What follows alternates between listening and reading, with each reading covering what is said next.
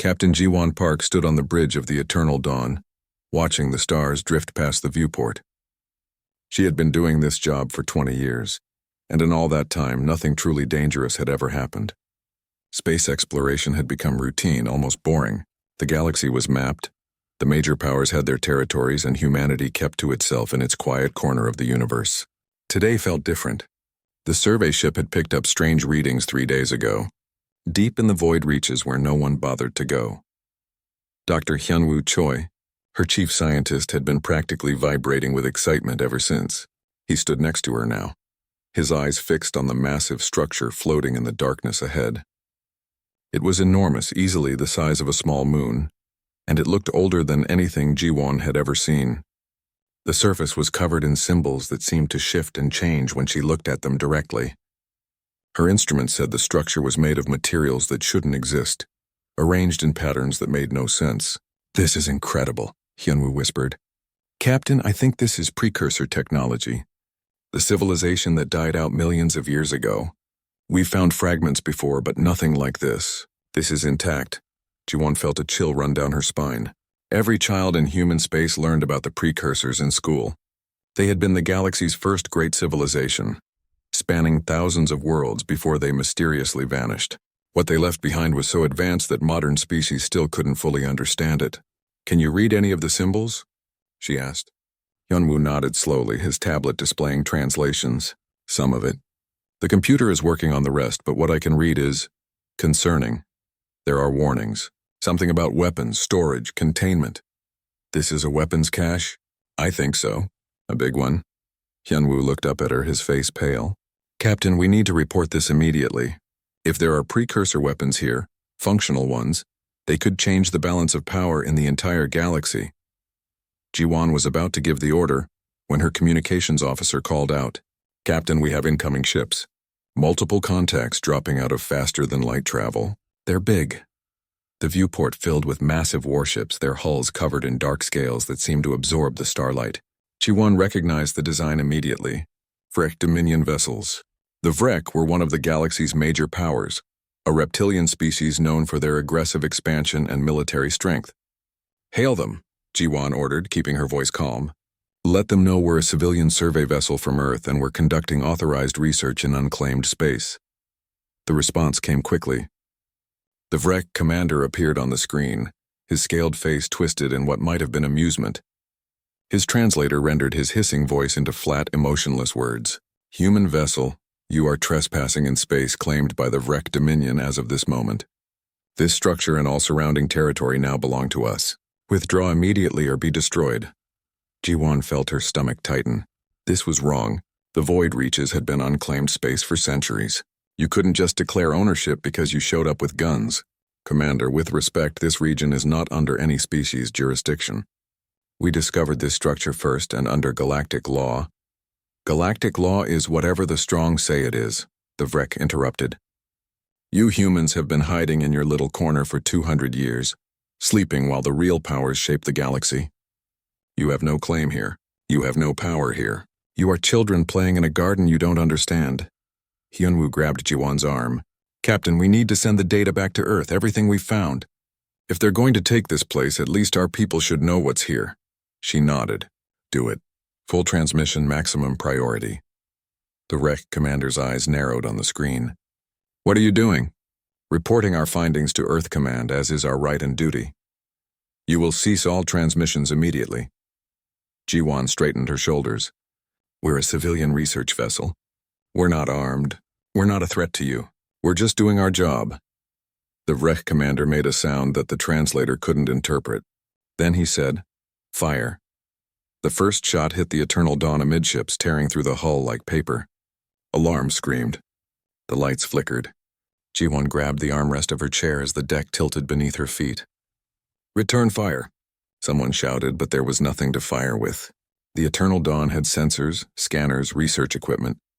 No weapons. Humanity hadn't built warships in 2 centuries. Another shot hit them. The engineering section exploded and Jiwon felt the deck shudder. Her crew was dying. She could hear the screams over the intercom as sections of the ship vented into space. "Keep transmitting," she ordered. "Get everything to Earth." Hyunwoo worked frantically at his console, his fingers flying across the controls. Transmission at 80%. 90. They're trying to jam us, but the signal's getting through. The wreck warships moved closer, surrounding the dying survey vessel. Ji-won could see their weapons charging for another volley. This time they would finish it. Transmission complete, Hyunwoo said quietly. Earth has everything. Ji-won looked around her bridge. Half her crew was already gone. The survivors looked at her with trust in their eyes, waiting for her to save them. But there was no saving anyone now. She had known from the moment the wreck opened fire that they were all going to die. I want everyone to know, she said, her voice carrying through the ship's intercom, that you served with honor. We tried to stay out of their wars. We tried to just live in peace and learn about the universe. But they wouldn't let us. The final shots came like hammers of light. The eternal dawn broke apart, her hull splitting open to the void. Ji-won felt the air rushing out of the bridge, felt the cold of space reaching for her. Through the shattered viewport, she could see the precursor structure, silent and ancient and terrible in its implications. Her last thought was a simple one, transmitted on the emergency band back toward Earth, toward home, toward the sleeping giant that humanity had become. We tried to stay out of your war. Now you've made it ours. The eternal dawn died in silence, her wreckage scattering across the void. The wreck warships moved toward the precursor structure, their commanders already planning how to use what they would find. They gave no more thought to the human ship they had destroyed than a person might give to stepping on an insect. Back on Earth, 12 colonies and outposts throughout human space, the message arrived. Every screen, every communication device, every news feed suddenly showed the same thing. Captain Ji-won Park's final words. The sensor recordings of the wreck attack, the data from the precursor structure, and footage of the eternal dawn being torn apart, her crew murdered for the crime of being in the wrong place at the wrong time. Humanity had been sleeping for 200 years, comfortable in its peace, content in its isolation. That sleep was over now. The galaxy had made sure of that. And the galaxy was about to learn that waking a sleeping giant was the last mistake the wrecked Dominion would ever make. President So-min Lee had never expected to face a moment like this. She was 52 years old, the youngest person ever elected to lead Earth's government, and she had won on a simple promise. Keep the peace. Maintain humanity's quiet isolation. Let the galaxy handle its own problems while Earth focused on art, science, and exploration. Now she sat in the emergency council chamber, watching the footage of the eternal dawn being destroyed for the 15th time. Each viewing made her feel sicker. Those were her people, her responsibility, and she had failed them. Admiral Minho Kang stood at the head of the table, his old hands clasped behind his back. He was 78 and should have retired years ago, but no one had bothered to replace him. Why would they? Earth's defensive fleet was a ceremonial organization, a reminder of a violent past that everyone wanted to forget. How many people did we lose? Salman asked, though she already knew the answer. 43 crew members, Admiral Minho said quietly. All civilians. Scientists, engineers, pilots. None of them were trained for combat because none of them expected to face it. General Dae-hyun Shin slammed his fist on the table. He was younger than the admiral, barely 50, and he commanded Earth's Marine Corps, a military force that mostly did disaster relief and rescue operations. This is an act of war, Dae-hyun said. They murdered our people in unclaimed space. They didn't even give them a chance to surrender. We have to respond. Respond how? So-min asked. We haven't fought a war in 200 years. Our ships are designed for exploration and cargo transport.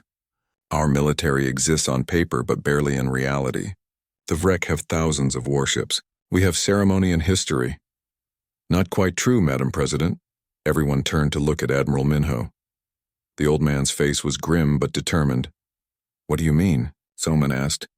I mean that we're not as unprepared as you think, may I? He gestured to the holographic display in the center of the table. So-min nodded, and Minho activated the system. Images appeared in the air above them. Warships, dozens of them, hundreds. They looked nothing like the peaceful exploration vessels in humanity's public fleet. What am I looking at? So-min whispered. The reserve fleet, Minho said. After the Treaty of Centauri, when humanity withdrew from galactic politics, our leaders made a decision. We would pursue peace, yes. We would demilitarize our public forces. But we would not be helpless. Hidden in asteroid belts in the outer reaches of our system, We maintained shipyards, production facilities. We built a defensive fleet and kept it secret. You've been building warships for 2 centuries? Soman felt dizzy. Without anyone knowing. A very small number of people knew.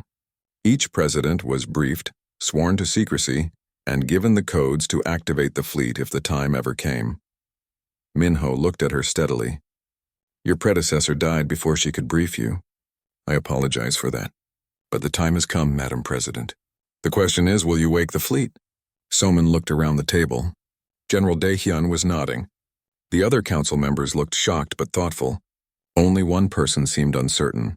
Dr. Yoonji Han, the director of advanced research, raised her hand slightly. She was a small woman in her 40s, brilliant and quiet. Before we commit to military action, Yoonji said, you should know about Project Horizon. What's that? Soman asked. A theoretical weapons research program. We've been developing systems based on human advantages, things other species don't expect or understand. Explain. Yoonji brought up her own holographic display. It showed star charts, tactical scenarios, and weapon systems that looked more like puzzles than guns. Other galactic species fight in predictable ways, she said. They have honor codes, traditional tactics, and strategies that have worked for thousands of years. Humans don't think like that. We spent millennia fighting each other, developing deception, misdirection, and psychological warfare. We can use that. You want to fight dirty, Daehyun said. It wasn't a question. I want to fight smart. The Freck expect us to either surrender or meet them head-on with inferior forces. We do neither. We make them uncertain. We make them afraid. We make them realize that humanity is not what they thought. Soman sat back in her chair. This was all happening too fast. Yesterday she had been worried about colony resource distribution and cultural exchange programs. Today she was discussing secret war fleets and psychological warfare. We need more information, she said finally. What are the Vrek doing now? The intelligence officer, a nervous young man named Junho, pulled up reports. They've secured the precursor structure and are beginning excavation. But that's not all. We're getting reports from our outer colonies. Vrek ships have been spotted near New Busan, Hanyang Station, and the mining operations at Taeyang Belt. They're testing us, Admiral Minho said, seeing if we'll respond. If we don't, they'll take more, maybe all of it. There's something else, Junho added quietly. We intercepted a communication between the Wreck and the Quilar Hive Collective. The Quilar wanted to know if humans were worth conquering. The Vrek told them we were weak, primitive, and easily controlled. Soman felt something harden inside her chest. For 200 years, humanity had chosen peace. They had withdrawn from galactic conflicts, focused on their own development, and bothered no one. And the galaxy had mistaken that choice for weakness. General Daehyun, she said, her voice steady now. Tell me about your Marines. Daehyun smiled, and it wasn't a friendly expression. We train harder than any military in human history, Madam President. We train for scenarios we hope never to face. We study every galactic species' tactics, biology, and psychology. We're small in number, but we're ready. How small? 50,000 active personnel. Another 100,000 in reserve. Against the Rex millions, yes, ma'am. But we don't need to fight millions. We need to fight smart. Soman looked at Admiral Minho. The reserve fleet. How long to activate it? The ships are ready. We need crews, which we have in the civilian fleet and reserves. Full mobilization would take 3 months to be combat ready. We don't have 3 months. Those colonies need help now. Then we start with what we have ready. I can give you 20 ships in 2 weeks. Not enough for a major battle, but enough for a rescue operation. Soman stood. Everyone in the room stood with her. She thought about Captain Jiwon Park, who had died trying to report a discovery. She thought about the 43 crew members who had been killed without warning or mercy. She thought about the colonies being threatened, the people looking to Earth for protection. For 200 years, her predecessors had maintained the secret fleet, hoping never to use it. That hope had died with the eternal dawn. Activate the reserve fleet, she ordered. Begin full mobilization. General Daehyun, prepare your Marines for deployment, Dr. Yoonji. I want Project Horizon weapons ready for field testing immediately. Yes, Madam President, they said in unison. And send a message to the Vrek Dominion, Soman continued. Tell them they have 48 hours to withdraw from the precursor structure and our colonial space. Tell them to return the bodies of our people for proper burial. They won't comply, Admiral Minho said. I know. But I wanted on record that we tried diplomacy first. After that, Soman paused, feeling the weight of what she was about to say. After that, we remind them why humanity spent 10,000 years perfecting the art of war before we chose peace.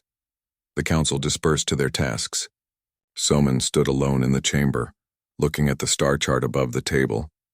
Earth glowed peacefully at its center, surrounded by 12 colonies, all of them looking to her for protection.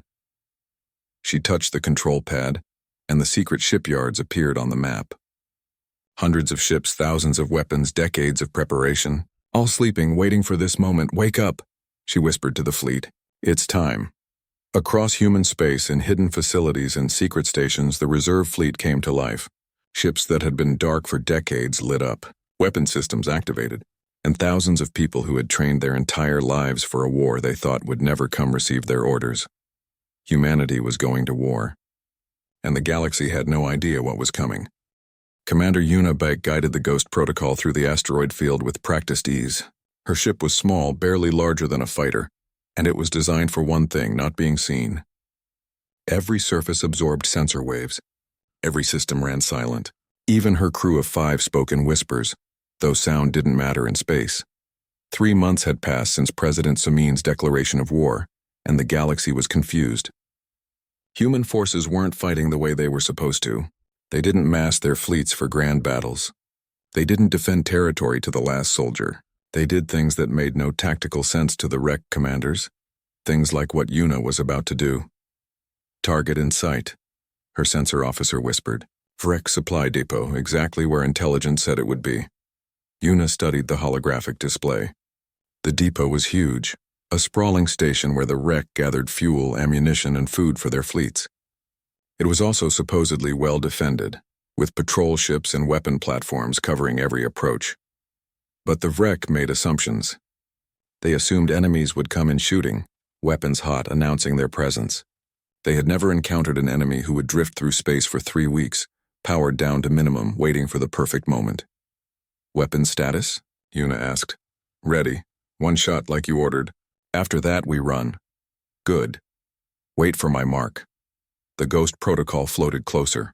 Just another piece of debris and an asteroid field full of debris. The wreck patrols passed within 100 meters and saw nothing. Their sensors looked right through the human ship and reported empty space. Yuna waited. Patience was a human advantage.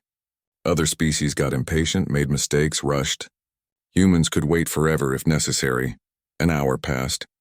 Then 2. Finally, the moment came. The patrol ships moved to the far side of the depot for shift change. For exactly 4 minutes, there would be a gap in coverage. "Mark," Yuna said calmly. The Ghost Protocol fired a single missile. It wasn't big. It wasn't fancy. It was just very, very precise. The missile slipped through the gap, avoided the automated defenses, and impacted exactly where it was supposed to: the fuel storage facility. The explosion was beautiful and terrible. The depot's fusion fuel ignited, creating a miniature star that consumed the entire station in seconds. Thousands of wreck died before they even knew they were under attack. "Go," Yuna ordered, and the Ghost Protocol slipped away into the asteroid field, still silent, still invisible. By the time the Freck reinforcements arrived, there was nothing to find but wreckage and confusion. Across the war zone, similar attacks were happening. Human forces struck where the enemy was weak, avoided where they were strong, and never stayed to fight a battle they couldn't win. The Vrek commanders were furious. This wasn't how war was supposed to work. On the Vrek command ship Dominant Fang, Counselor Tae-Young-an reviewed the latest reports with growing concern. He was one of the Vrek's strategic advisors, responsible for predicting enemy movements and planning campaigns. For 3 months, he had been wrong about everything. "They're not fighting with honor," his commander hissed. "They strike and run like cowards. They hide like prey animals. They're fighting to win," Tae-Young said quietly. "There's a difference." "Explain." Tae-Young pulled up tactical data. "Every species we've fought before has followed predictable patterns. The Keelar fight with overwhelming numbers. The Lumith use superior technology and defensive positions. Everyone has a style, a doctrine, a way of war that we can predict and counter. And the humans? They have no style. Or rather, they have every style. They change tactics daily. What worked against them yesterday fails today. They adapt faster than we can plan. The commander's claws scraped against the armrest of his chair. They're primitives. They've been at peace for 2 centuries. How can they fight better than us? Taeyong had been studying human history files, and what he found terrified him. Commander, before humans achieved peace, they fought constantly. Not just wars between nations, but wars within nations. Civil wars, revolutions, tribal conflicts. For 10,000 years, they fought each other. They developed thousands of different ways to kill opponents who thought exactly like them. So they learned to be unpredictable. They learned deception. They learned to think like their enemy, and then do the opposite of what the enemy expected. Every other species in the galaxy learned war by fighting aliens who thought differently. Humans learned war by fighting humans. The commander was silent for a moment. Then he said, "Request reinforcements from the Quelar. Tell them the humans are more dangerous than we thought." Meanwhile, Corporal Jihoon Nam was proving just how dangerous humans could be. He led a Marine squad of 12, and they were currently inside a Breck dreadnought, moving through the corridors like ghosts. They had approached the ship using an old tactic called a Trojan horse. The Marines had hidden inside a damaged cargo pod, played dead when the wreck scanned it, and been brought aboard as salvage. Now they were loose in the ship's guts, and the wreck had no idea they were there. Prisoner holding is 3 levels down. Jihoon whispered into his helmet comm. Quietly now. They moved without sound, their suits dampening every footstep, every breath. When they encountered wreck crew members, they used weapons that made no noise. The wreck simply stopped existing, their bodies hidden in maintenance closets. The prisoner holding area was guarded, but not well. The wreck didn't expect rescue attempts deep inside their own capital ships. Jihoon's team disabled the guards in seconds, then started opening cells. Human prisoners stumbled out, thin and scared but alive. There were 37 of them, taken from colony raids over the past months. "Can you walk?" Jihoon asked them. They nodded. They could walk. They could run if necessary. Then follow me. We're going home. The escape was chaos. The wreck finally realized they had been boarded, but by then Jihoon's team was already at the docking bay. They stole a wreck shuttle, loaded everyone aboard, and launched before the enemy could seal the doors. As they flew away from the dreadnought, Jihoon set charges on the shuttle's navigation computer to overload. The wreck would try to track where they were going. Instead, the computer would melt into slag, giving them nothing. "Freedom Station, this is Rescue 1, Jihoon transmitted. Package secure. 37 coming home." The response came quickly, full of joy and relief. "Confirmed, Rescue 1, we have you on sensors." "Welcome back." Jihoon looked at the rescued prisoners. They were crying, laughing, holding each other. He had trained his entire life for missions like this. And 3 months ago, he thought he never would get the chance. Now he had saved 37 lives, and it felt better than anything he had ever imagined. Back on Earth, President Salmon reviewed the week's combat reports. The news was mixed. Humanity was winning tactically, but the cost was high. 5 colonies had been damaged in wreck raids. Thousands of civilians had been evacuated. 3 human ships had been destroyed. Their crews lost. But the wreck were losing more. Their supply lines were disrupted. Their commanders were confused. And most importantly, they were starting to doubt. Dr. Yoonji entered the office carrying a data pad. "Madam President, we intercepted a communication from the wreck to the Quelar. They're requesting support. They're admitting that humans are a serious threat." Soman allowed herself a small smile. "Good, fear is honest. Respect comes from fear. The Quelar are mobilizing," Yoonji warned. "If they enter the war, our advantages disappear. They can match our numbers. Then we need to end this before they arrive." "What's the status of Operation Silver Dawn?" "Admiral Minho's fleet is ready. General Daehyun's Marines are in position. We're going to hit 3 major wreck bases simultaneously. If it works, we cut off their forward operations entirely." Soman looked out her window at Earth below, peaceful and beautiful. How many people down there still didn't understand they were at war? How many thought this would be over quickly? "Make it work," she said. "We can't fight the entire galaxy. We need to win this fast and win it decisively." That night, human forces launched their largest operation of the war. 50 ships, 5,000 Marines, and weapons the wreck had never seen before. The galaxy watched in amazement as humanity proved something no one had expected. The sleeping giant was not just awake, it was angry. 1 year into the war, and Strike Commander Jaemin Ryu stood in the ruins of what had been a wreck munitions factory. Smoke rose from the twisted metal. Small fires still burned in places, and scattered among the wreckage were bodies. Not soldiers, workers, civilians who had been operating the machines when Jamin's team hit the facility. He felt sick. "Commander, we need to move," his second-in-command said quietly. "Enemy reinforcements in 20 minutes. Jamin nodded, not trusting his voice. His team of 40 commandos melted into the shadows, heading for their extraction point. The mission had been a success. They had destroyed one of the wreck's primary weapon production centers, setting their war effort back by months. But the cost gnawed at him. Those workers hadn't been armed. They had just been trying to survive, doing what their government told them to do. Now they were dead because Jamin had followed orders. Back on Earth, he would have to write the report. He would have to explain why civilian casualties had been acceptable. And he would have to look at himself in the mirror knowing that he had crossed a line. Humanity swore it never would. Dr. Boyoung Kim was having similar doubts, but for different reasons. She ran the medical facility at Freedom Station, where they treated both human and alien wounded. Right now, she was stitching up a Reich soldier who had been captured during a skirmish. The soldier was young, barely an adult by Reich standards. He had been terrified when they brought him in, expecting torture or execution. Instead, Boyoung had sedated him, cleaned his wounds, and now she was repairing the damage as carefully as she would for any human patient. "Why are you helping me?" the Freck asked in broken human language. He had been learning it from the guards. "Because you're injured," Boyoung said simply. "That's what doctors do. I'm your enemy. You're a person who got hurt. That's all that matters right now."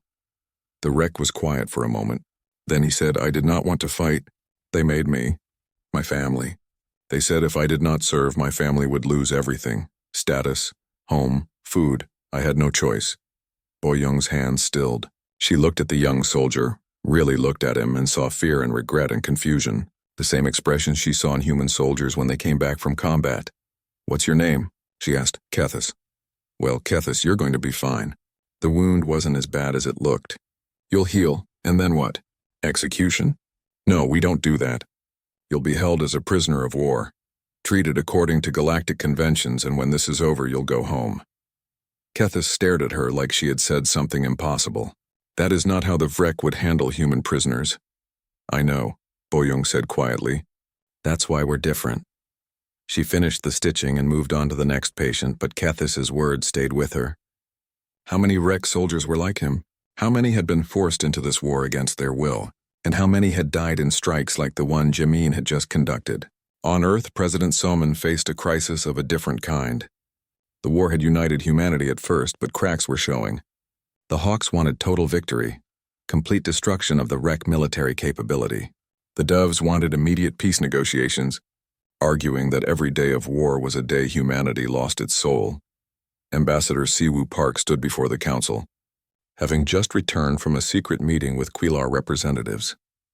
He was Jiwon Park's younger brother, and he had dedicated the past year to trying to end the war through diplomacy.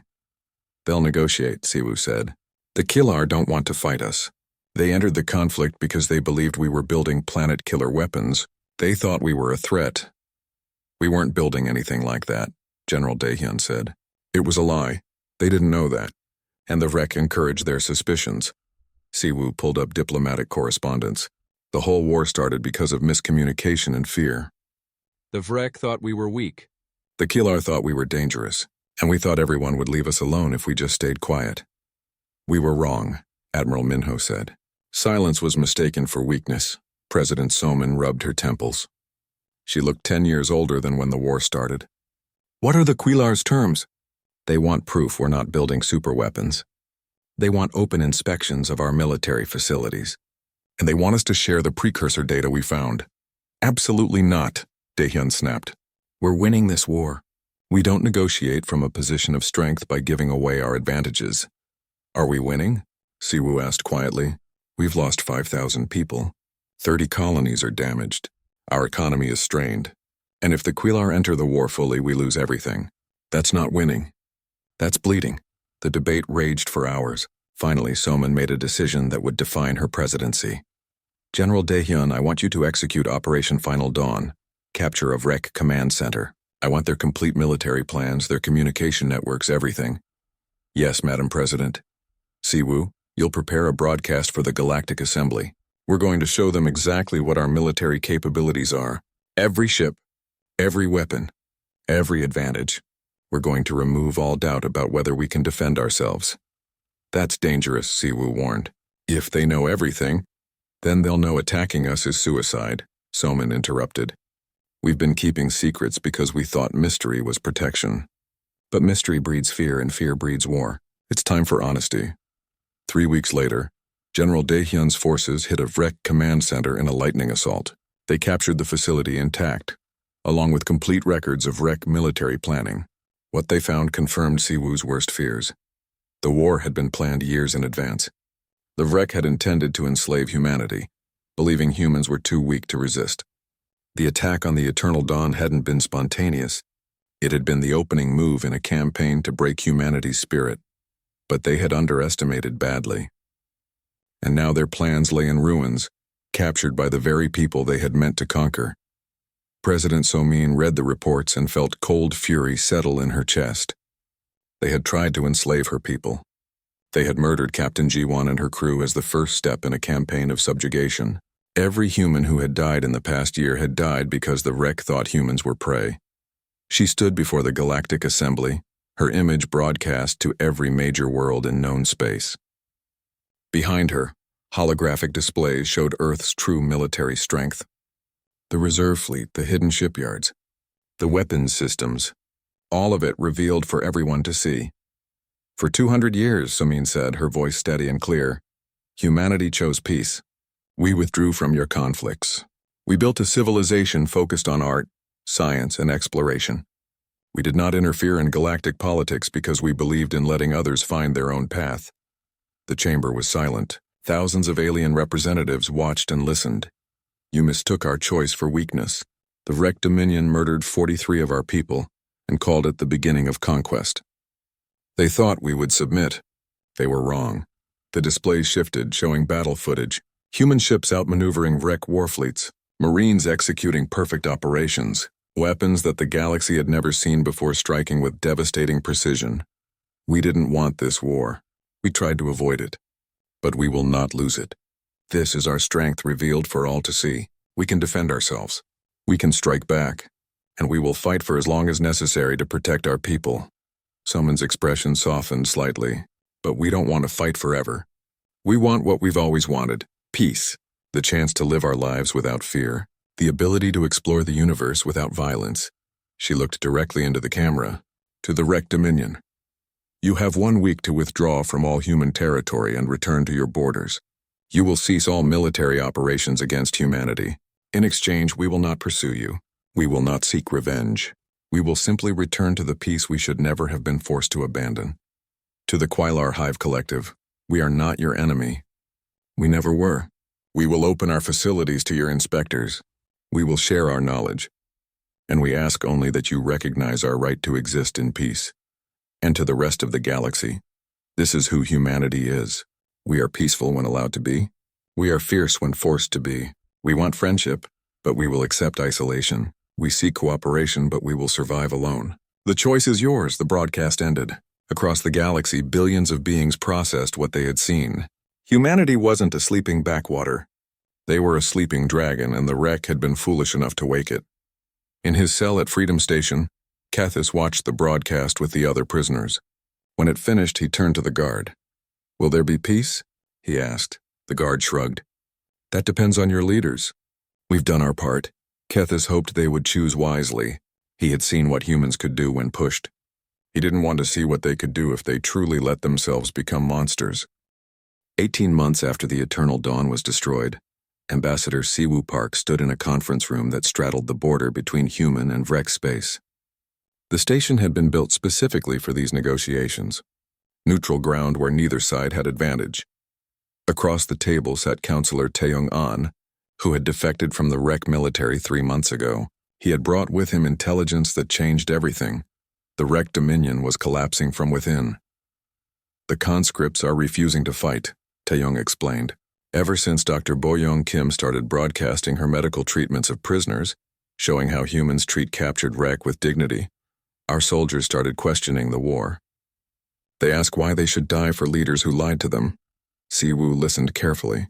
This was exactly what humanity had hoped for. Not victory through destruction, but victory through demonstration. Show the galaxy that humans were reasonable, honorable, and strong. Make the enemy's own people doubt the righteousness of the war. The oligarchy is losing control, Taeyong continued. Food riots in the industrial zones, military units deserting.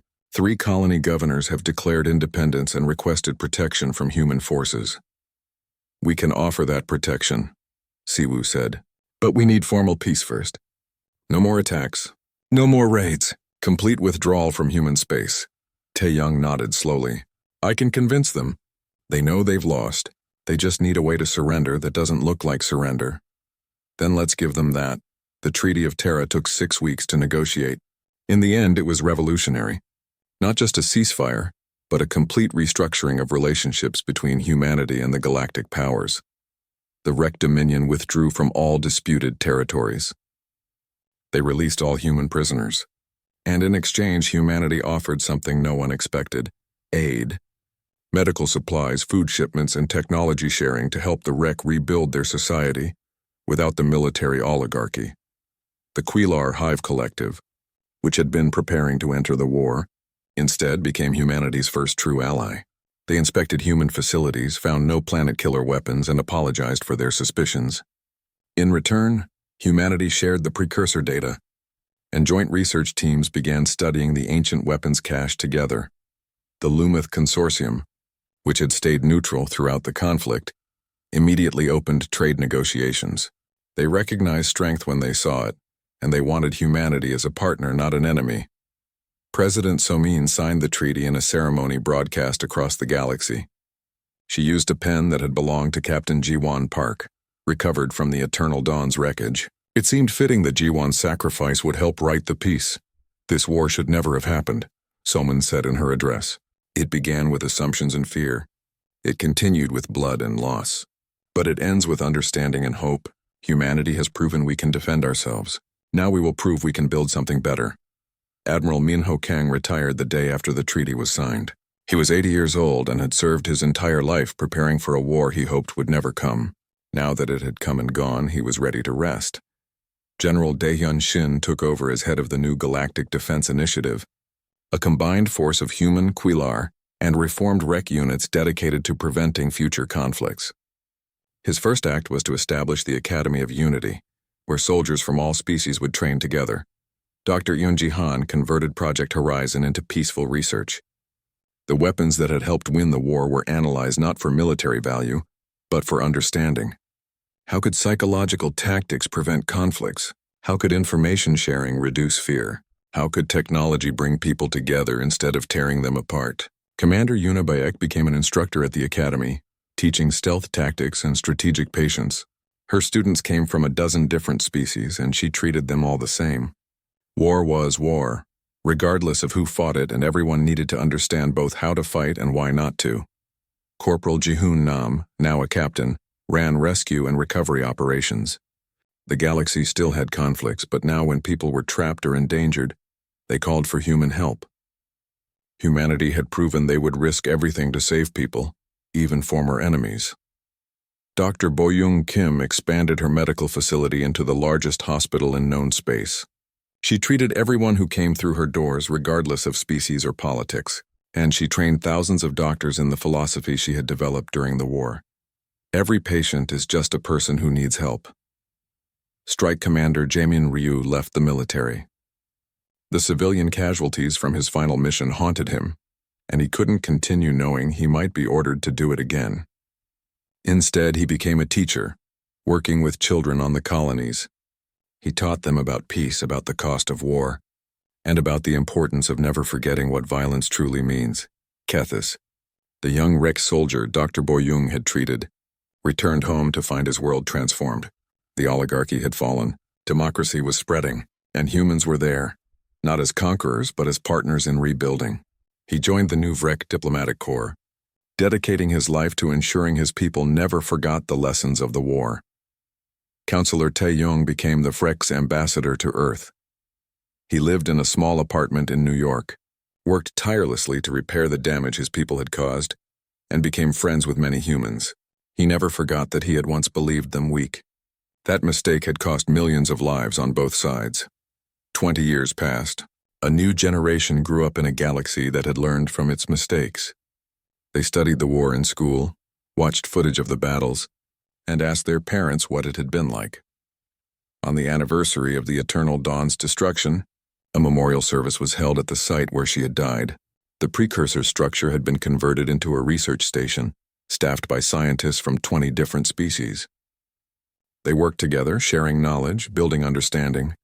Admiral Una Beck, now 65 and retired, attended the ceremony. She stood before the memorial, a simple monument listing the names of everyone who had died in the war. 43 names from the Eternal Dawn.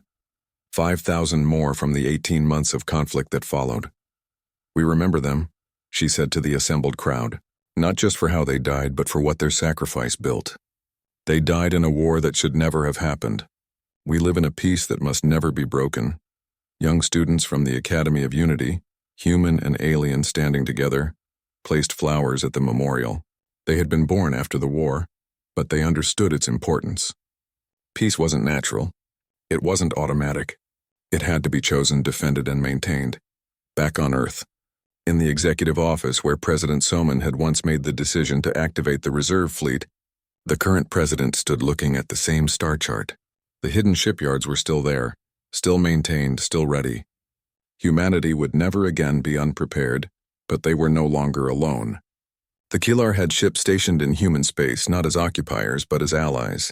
The reformed REC sent officers to train at human military academies. The Lumith shared their technology freely, receiving human innovation in return. The galaxy had learned that humanity was not weak. And humanity had learned that isolation was not safety. In a small cafe in the research station built from the precursor cache, Dr. Hyun Woo Choi's grandson worked alongside a REC archaeologist, translating the ancient symbols that had started everything. They were close to understanding what the precursors had been trying to say, the warning they had left behind. The translation came through on their screens simultaneously. Both young scientists went pale. The precursors had destroyed themselves through endless war. Species after species, world after world, all consumed by conflicts that no one could remember starting. They had built the weapons cache as a final message. Learn from our mistake. Choose peace. Survive. The young humans and REC looked at each other, then at the research station around them. Scientists from former enemy species working together, learning together, building together. They would be proud, the REC archaeologist said quietly. Yes, the human agreed. They would. Far above them, visible through the station's viewports, Earth hung in space like a blue jewel, peaceful, protected. Home to a species that had slept for 200 years and woken to find itself at war. But they had not let war define them. They had fought when necessary, then stopped when possible. They had been fierce enough to survive and wise enough to seek peace. The galaxy had chosen war. Humanity had chosen to survive it, and then build something better. They had proven that the sleeping giant, once awakened, could be both terrible and gentle. A protector, not a conqueror. A builder, not a destroyer. And in doing so, they had changed the galaxy forever. Captain Jiwon Park's final words, transmitted from the dying Eternal Dawn, had become the motto of the new Galactic Defense Initiative. We tried to stay out of your war. Now we'll make sure there are no more wars to stay out of. It was ambitious. It was idealistic. It was probably impossible. But it was also very human, and that, the galaxy had learned, made all the difference.